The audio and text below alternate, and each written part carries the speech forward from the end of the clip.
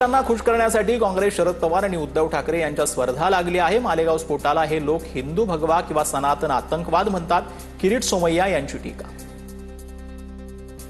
एक नेता म्हणतो हिंदू आतंकवादी आहे, दुसरा म्हणतो भगवा आतंकवाद, तिसरा म्हणतो सनातनी आतंकवाद।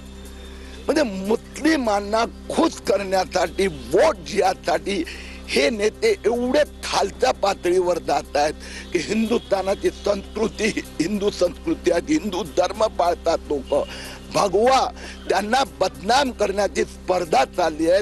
त्याचं मला दुःख वाटतं।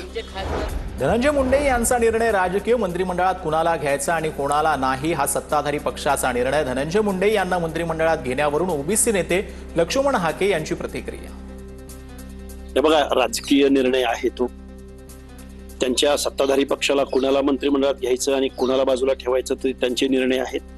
आमची एक ओबीसी आंदोलक म्हणून अशी मागणी आहे, आपली माणसं तिथपर्यंत पोहोचली पाहिजेत, पण पोहोचून चालणार नाही। आताच्या मंत्रिमंडळात अनेक ओबीसी मंत्री आहेत, पण ओबीसींचे प्रश्न महायुतीला निधी नाही मिळाला। शेवटी पेटानं आता यांत्रिकी हत्ती देतो असं म्हणत या विषयाची चेष्टा करू नये। महादेवी हत्तीबाबत लवकरच आनंदाची बातमी मिळेल, खासदार धैर्यशील मानेंची माहिती।